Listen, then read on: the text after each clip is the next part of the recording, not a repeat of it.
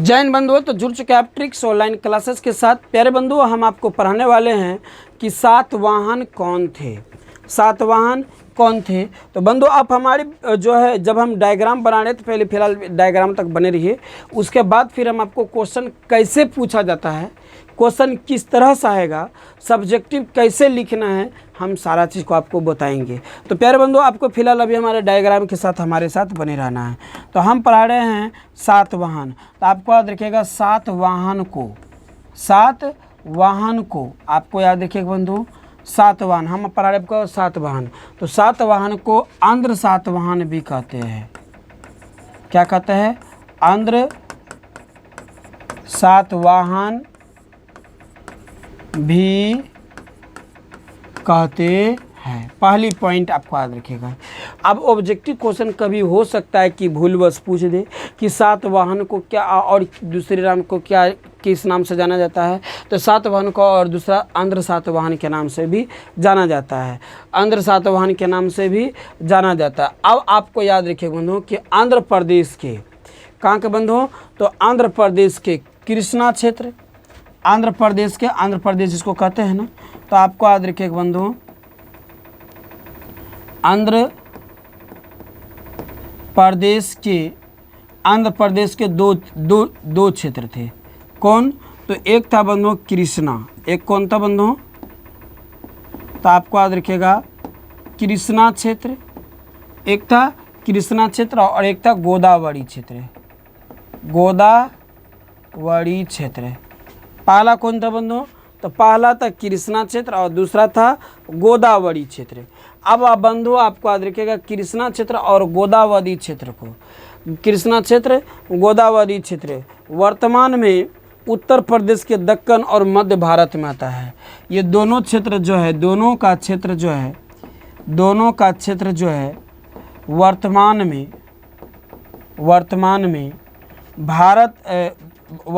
में दक्कन, आपको याद रखिएगा भारत में दक्कन और क्या कहा जाए कि मध्य भारत में आता है। कहाँ पर? तो आपको याद रखिएगा मध्य भारत में आता है, भारत में आता है। ये बात को समझ में याद रखिएगा बंधु, ये बातों का आपको याद रखिएगा आता है। क्लियर? हमने क्या बताया, मेरी बातों को फिर से समझिए, डायग्राम क्या कर रहा है। हम पढ़ा रहे कि सातवाहन कौन थे। तो कह रहा है कि सातवाहन जो है संत सातवाहन को आंध्र सातवाहन भी कहते थे, क्योंकि आंध्र प्रदेश में पड़ता था। ये सातवाहन का पड़ता था बंधु, आंध्र प्रदेश में, इसलिए इसको आंध्र सातवाहन भी कहा। तो आपको याद रखिएगा कौन प्रदेश में पड़ता था? आंध्र सातवाहन यानी आंध्र प्रदेश से पड़ता था। अब आंध्र प्रदेश के दो क्षेत्र थे, एक था कृष्णा क्षेत्र, दूसरा था गोदावरी क्षेत्र। ये दोनों क्षेत्र में जो है दोनों क्षेत्र को मिलाकर एक क्षेत्र हुआ जो वर्तमान में दक्कन और मध्य भारत में आता है। वर्तमान में जो है दक्कन और मध्य भारत में आता है। अब बंधु आपको याद रखिएगा कि इस प्रकार की जो स्थापना हुआ था इसका जो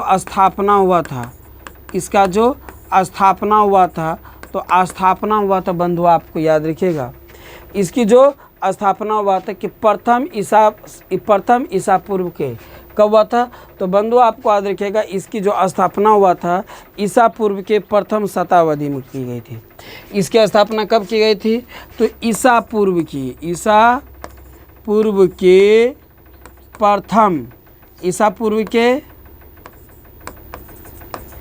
प्रथम शताब्दी में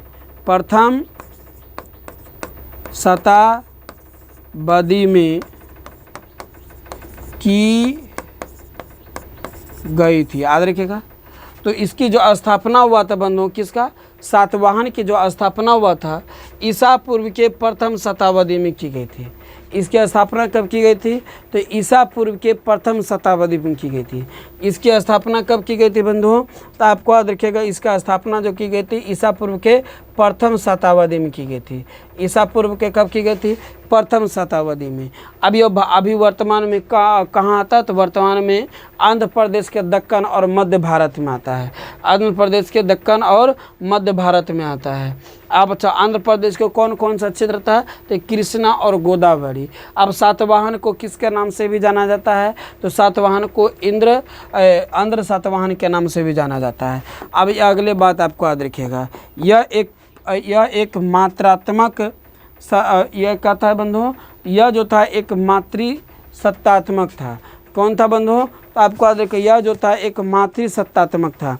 अब मातृसत्तात्मक का मतलब समझते हैं बंधुओं क्या होता है, मातृसत्तात्मक का मतलब क्या होता है बंधुओं, यहाँ पर जो है नाम के आगे माता का नाम लगाया जाता था। बोल रहा है कि यह युग जो था, यह युग जो था आपको देखा, यह युग जो था आपको देखेगा सत्तात्मक, ठीक है ना, सत्तात्मक मक क्या था बंधुओं, तो आपको उत्तरी सत्तात्मक था, ठीक है ना, उत्तरी सत्तात्मक आत्मक यहाँ पर बंधुओं ऐसे हो जाएगा बंधुओं, एक मिनट, सत्ता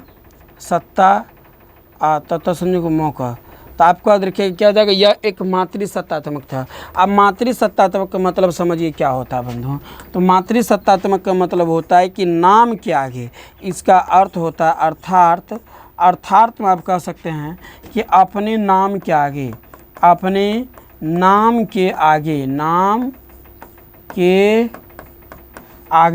माता के नाम लगाया जाता था, माता का नाम लगाया जाता था।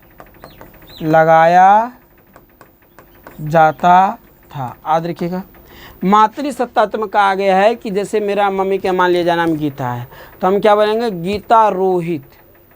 मान लिया जाए मेरा मम्मी का नाम सीता है, तो सीता रोहित। जिसको यानी कि नाम के आगे अपने माता के नाम लगाना मातृसत्तात्मक कहलाता था। लेकिन वहाँ पर वास्तविक में जो था पितृसत्तात्मक था। जैसे हम लोग का भी क्या है कि पितृसत्तात्मक है। जैसे हम लोग क्या करते हैं कि अपने नाम के आगे या नाम के पीछे अपने पिता का टाइटल देते हैं। किसका टाइटल देते हैं, पिता के। हर जगह पर किसकी ज़्यादा ज़रूरत पड़ता है अहमियत, तो पिता का। और उस वक्त क्या था कि नाम के आगे अपनी माता के नाम लगाता था, लेकिन मातृसत्तात्मक था, यानी नाम था, नाम के आगे अपनी मातृसत्तात्मक को प्रयोग करता था। लेकिन समाज में प्रचलित क्या था, पितृसत्तात्मक, यानी पिता के ही सत्ता चलता था। तो आपको यहाँ पर चर्चा क्या करना है कि इस समाज में मातृसत्तात्मक था, अर्थात सभी अपने नाम के आगे माता के नाम लगाते थे। अब इसमें सबसे शक्तिशाली जो था, इसमें जो है सबसे शक्तिशाली, आपको याद रखिएगा, इसमें सबसे शक्तिशाली जो था, सबसे, क्यों नहीं बदला जी, इसमें जो है सबसे शक्तिशाली,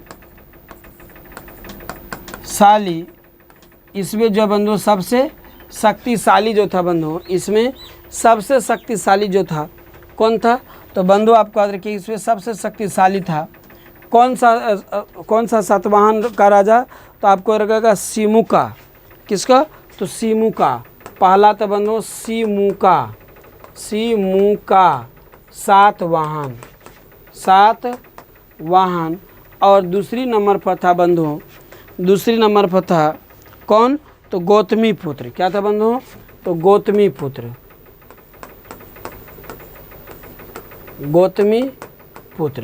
क्या होता है बंधु, तो गौतमी पुत्र था। कौन था बंधु, गौतमी पुत्र जो था सातकर्णी, यानी मालिया सातकर्णी। क्या था, मालिया, क्या नाम था बंधु, मालिया सतकर्णी। आपको याद रखिएगा, सतकर्णी आपको याद रखिएगा बंधु। क्या याद रखिएगा बंधु, तो सतकर्णी आपको याद रखिएगा। हमने फिर बोल देते बंधु, सतकर्णी। तो हमने क्या बोला कि सबसे शक्तिशाली जो था सिमुका सातवाहन था। सबसे शक्तिशाली कौन था, सिमुका सातवाहन था। और दूसरा में था बंधुओं गौतमी पुत्र मालिका सतकर्णी। अब एक एक बातों को समझिएगा तो इसका परिभाषा आप लिख पाइएगा। आप हमारे वीडियो की साथ बने रहिएगा। हम पढ़ा रहे बंधुओं सातवाहन। क्या पढ़ा रहे हैं, सातवाहन। अब सातवाहन को आंध्र सातवाहन भी कहा जाता था। पहला पॉइंट आपको याद रहा कि सातवाहन को आंध्र सातवाहन भी कहा जाता है। आपको याद रखिएगा कि उत्तर प्रदेश प्रदेश के कृष्णा क्षेत्र को और गोदावरी क्षेत्र को, उत्तर प्रदेश के कृष्णा क्षेत्र और गोदावरी क्षेत्र में, गोदावरी क्षेत्र में आपको याद रखिए कि इस क्षेत्र में, कहाँ पर, कृष्णा क्षेत्र में और गोदावरी क्षेत्र में, ठीक है ना। वर्तमान में दक्कन और मध्य भारत आते हैं। वर्तमान में क्या आते हैं कि वर्तमान में जो है दक्कन और मध्य भारत आते हैं। कौन आते हैं? वर्तमान में दक्कन और मध्य भारत आते हैं, ठीक है, मध्य भारत आते हैं।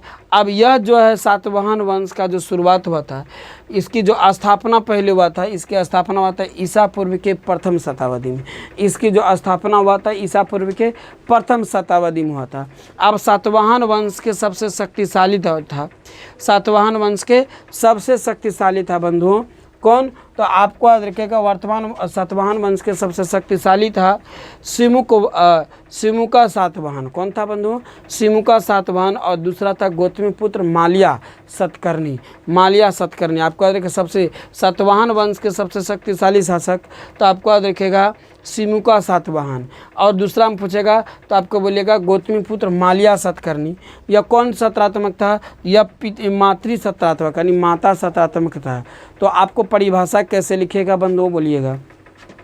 सातवाहन देखा है पन दीजिएगा, बोलेगा सातवाहन को आंध्र सातवाहन भी कहा जाता है, क्योंकि आंध्र प्रदेश के कृष्णा क्षेत्र और गोदावरी क्षेत्र को, गोदावरी क्षेत्र में ही वर्तमान में, गोदावरी क्षेत्र में ही वर्तमान में आपको याद रखिएगा, वर्तमान में आपको याद रखिएगा बंधुओं दक्कन और मध्य भारत आते हैं। सातवाहन वंश में 7 शासक थे, 7 शासक थे और यह वंश जो है मातृसत्तात्मक था। मातृसत्तात्मक का कहने का तात्पर्य है कि माता के नाम प्रधान होता था, इसलिए सभी अपने नाम के आगे अपने माता के नाम जोड़ते थे। इसमें सबसे शक्तिशाली जो था बंधुओं, सबसे शक्तिशाली सिमुका सातवाहन थे। और दूसरी नंबर पर बोलिएगा गौतमी, क्या बोलिएगा? तो आपको याद रखिएगा दूसरी नंबर में बोलेगा गौतमीपुत्र माल्या सतकर्णी थे। क्या बंधुओं आप लिख पाइएगा जल्दी से बोलिएगा। गौतमीपुत्र का आप ऑब्जेक्टिव क्वेश्चन कैसे पूछ लेगा कि गौतमीपुत्र सातवाहन के क्या नाम था? तो सतकर्णी। क्वेश्चन पूछेगा कि सबसे शक्तिशाली सातवाहन वंश कौन था? तो सिमुका। क्वेश्चन पूछेगा बंधुओं कि सातवाहन वंश जो है किस क्षेत्र में आता है? तो आपको याद रखिएगा आंध्र प्रदेश क्षेत्र में आता है। किसमें? इसलिए इसको आंध्र सातवाहन भी कहा जाता है। क्वेश्चन आ जाएगा बंधुओं कि यह इसकी स्थापना कब हुआ था? तो ईसा पूर्व के प्रथम शताब्दी में हुआ था। क्वेश्चन आएगा यह कौन सत्रात्मक युग था? यह मातृ सत्रात्मक युग था। और परिभाषा तो हम बता दिए। कैसा लगा प्यारे बंधुओं? यदि आपको अच्छा लगा हो तो आप हमारे चैनल को क्या कीजिएगा, वो आपकी मर्जी है। लाइक को क्या कीजिएगा वो आपकी मर्जी है, और जो भी करना है आपका मोबाइल को क्या कीजिएगा आपकी मर्जी है। ये सब चीज़ तो आपकी है, पढ़ना आपका काम है। आज पढ़िएगा तो कल सिर उठा कर चलिएगा, आज नहीं पढ़िएगा तो कल सिर झुका कर चलिएगा। मिलते हैं प्यारे बंधुओं अगली क्लास में। यहाँ तक के लिए सभी को जय हिंद, जय भारत।